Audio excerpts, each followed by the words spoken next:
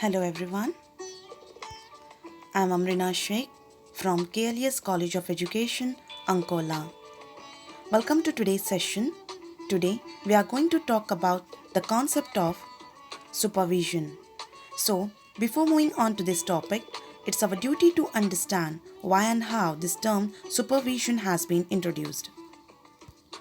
During pre-independence days, inspection of schools used to be done to verify proper utilization of grants received by the government. In those days, nature of inspection was authoritarian, means adopting autocratic behavior. For example, I have said you, so you have to do it, and it's my order. Thereby, fault finding means always busy in searching of defects or errors. So, at present, the term inspection is sometimes considered out of date in the fields of education. So, our question is why the term inspection has become outdated in the fields of education.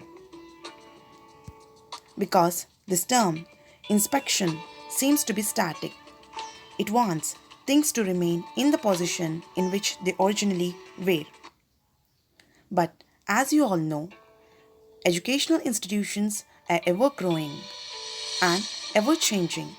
Children grow every minute in mind, body, and emotions. Thereby, teachers grow in knowledge and experiences every minute, and situations in the institutions also go on changing.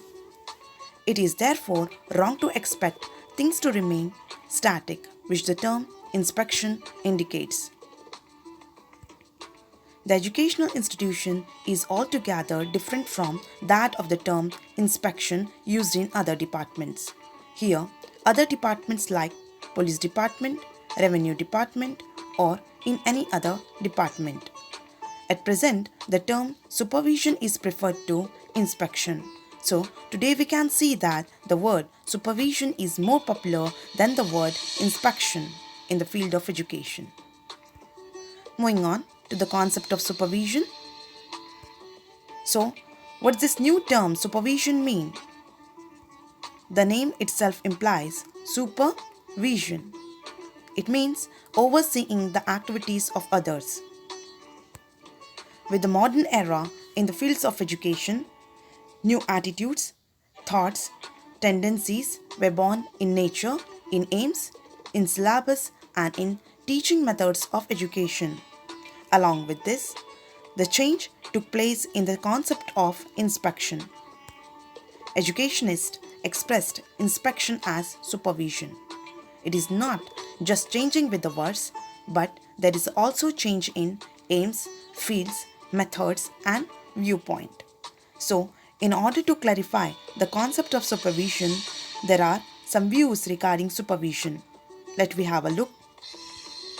According to Adams and Dickey, plan program for improvement of institutions. So, it's a plan program for improving of any educational institution.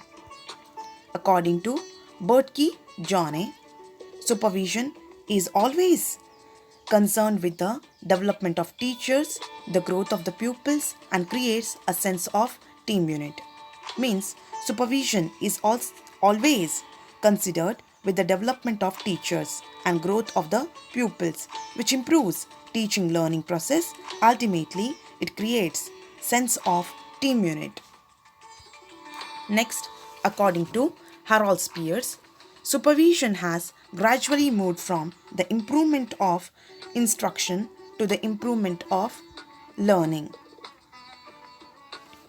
Means whatever the instruction you provide, it leads to the improvement of learning or it develops learning process. Lastly, by Burton and Bruckner, supervision is an expert technical service primarily aimed at studying and improving cooperatively all factors which affect child growth and development. Means it's a kind of technical service which brings cooperation in the institution for growth and development of the child.